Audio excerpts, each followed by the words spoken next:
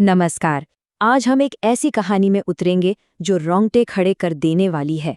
एक ऐसे परिवार की कहानी जो एक ऐसे राज के बोझ तले दबा था, जो किसी की भी सोच से कहीं ज्यादा भयानक, कहीं ज्यादा गहरा था। तो कहानी शुरू होती है एक अंधेरी, बारिश वाली रात से। दरवाजे पर एक दस्तक होती है और एक आवाज आती है, हाय पापा। ये आवाज, ये नामुमकिन था। सोचिए जरा, दरवाजे पर खड़ी थी सुजाता, उनकी अपनी 13 साल की बेटी। वही सुजाता जिसकी गुमशुदगी की रिपोर्ट उन्होंने लिखवाई थी।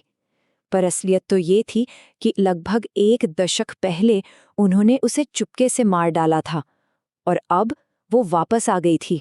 माँ बाप उसे देखते हैं, रोते हैं, उसे गले लगाते हैं, पर जैसे ही वो सो जाती है, उनकी जो राहत थी ना, वो सीधे खौफ में बदल जाती है। पिता का ये कबूलनामा ही उनकी कहानी का सबसे कड़वा सच है। ये कोई किडनैपिंग का केस नहीं था, ये एक मर्डर था, और उन्हें लगा था कि वो इससे हमेशा के लिए बच निकले हैं। वो एक नए शहर में थे, नया पता, नई जिंदगी, किसी को कुछ नहीं बताया था। फिर भी न जाने कैसे वो उन तक पहुंच गई। यही बात उन्हें सबसे ज्यादा डरा रही थी। और साथ में एक सवाल, क्या सुजाता को सब याद है कि उन्होंने उसके साथ क्या किया था? ठीक है, तो अब सवाल ये उठता है कि कोई माँ बाप अपनी ही बेटी के साथ ऐसा भयानक काम क्यों करेंगे?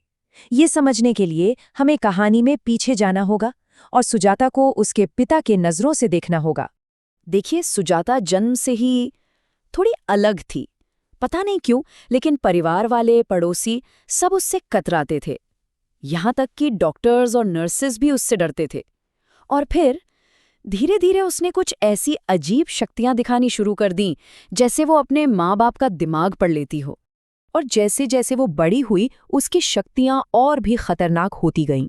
पहले तो उसने अपनी माँ को बचाने के लिए घर के चूहे और छिपकलियां मार दीं। फिर उसे परेशान करने वाले एक लड़के का कुत्ता एक अजीब हादसे में मर गया। और जब वो 13 साल की हुई, तो उसे तंग करने वाले 3 लड़के, अंकित, मनीष और राहुल, अचानक गायब हो गए। पिता को डर लगने लगा। उसे लगा कुछ तो बहुत गड़बड़ है। तो वो चुपके से उन 2 लड़कों, अंकित और मनीष के घर गया, जिनके बारे में कहा गया था कि वो कहीं और शिफ्ट हो गए हैं। और वहां जो उसने देखा, वो भयानक था। बात सिर्फ ये नहीं थी कि परिवार वहां नहीं था, उन्हें मिटा दिया गया था। एक घर में तो लड़का और उसके माँ बाप दीवार पर ऐसे चिपके थे जैसे कोई धमाका हुआ हो, और दूसरे घर में लड़के की लाश 2 टुकड़ों में पड़ी थी और बाकी पूरा घर खाली था, जैसे बाकी लोग उसके बारे में भूल ही गए हो। पिता का शक अब यकीन में बदल चुका था। और फिर आखिरी कील ठुकी जब उसकी पत्नी अनीता ने उसे एक डायरी दिखाई। उस डायरी में उन सभी लोगों की तस्वीरें थीं जिन्हें सुजाता ने नुकसान पहुंचाया था, और हर तस्वीर पर एक क्रॉस का निशान था। अब फैसला हो चुका था। उन्हें पूरा यकीन हो गया था कि उनकी बेटी एक शैतान है, एक ऐसा शैतान जिसे रोका नहीं जा सकता, और उसे रोकने का अब सिर्फ एक ही तरीका बचा था। तो उन्होंने एक पूरा प्लान बनाया, एकदम सोच समझकर। उन्होंने नींद की 10 गोलियों को पीसा और सुजाता के फेवरेट बर्गर और चॉकलेट ड्रिंक में मिला दिया। उन्होंने अपनी ही बेटी को उसका आखिरी खाना खाते हुए देखा, और फिर जब वो मर गई तो उसके शरीर को गाड़ी में डालकर घंटों दूर एक सुनसान रेगिस्तान की गुफा में छिपा दिया, ऐसी जगह जहां उसे कोई कभी भी न ढूंढ पाए। और अगली सुबह उन्होंने पुलिस को फोन किया और अपनी बेटी के गायब होने की रिपोर्ट लिखा दी। उन्होंने दुखी माँ बाप होने का ऐसा नाटक किया कि पुलिस और पड़ोसियों ने पूरे 9 साल तक उनकी कहानी पर यकीन किया। चलिए, अब वापस आज की रात में चलते हैं और देखते हैं कि कैसे 9 साल से बना ये झूठ का महल पल भर में ढह जाता है। सुजाता सो रही थी, तभी दरवाजे पर फिर दस्तक हुई। इस बार दरवाजे पर था अनीता का भाई अनिल। वो सालों से उनसे मिला नहीं था, और उसके हाथ में एक बड़ा सा कसाई वाला चाकू था।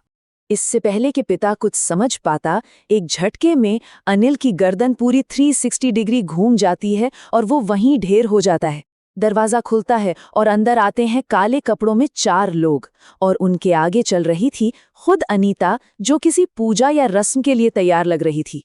पर अनीता अपने पति पर नहीं चिल्लाती, वो चिल्लाती है सुजाता पर, जो अचानक हॉल में आ खड़ी हुई थी। इससे एक बात साफ हो गई, ये हमला सुजाता पर नहीं, बल्कि उसके पिता पर होने वाला था। और तब ही सुजाता अपनी असली ताकत दिखाती है। वो बस अपना हाथ हिलाती है और वो चारों हमलावर एक धमाके के साथ फट जाते हैं। उसने एक पल में अपने पिता की जान बचा ली थी। उस एक खूनी पल में पूरी कहानी, जिस पर पिता 9 साल से यकीन करता आ रहा था, वो कहानी जो हमें भी बताई गई थी, वो पूरी तरह से पलट जाती है। सुजाता अपने पापा को वो भयानक सच बताती है जिसे वो कभी सोच भी नहीं सकते थे।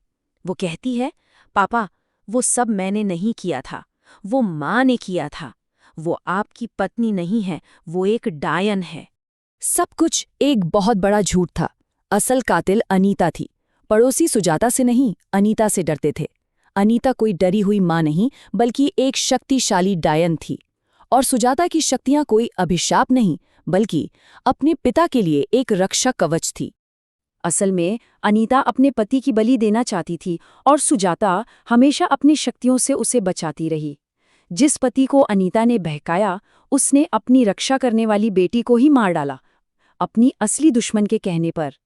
ये कहानी हमें एक बहुत जरूरी सवाल पर लाकर खड़ा कर देती है कि जब कहानी सुनाने वाला ही कातिल हो, तो फिर हम कैसे तय करें कि असली शैतान कौन है? ये एक ऐसा सवाल है जो सच और धोखे के बारे में हमारी पूरी समझ को हिलाकर रख देता है।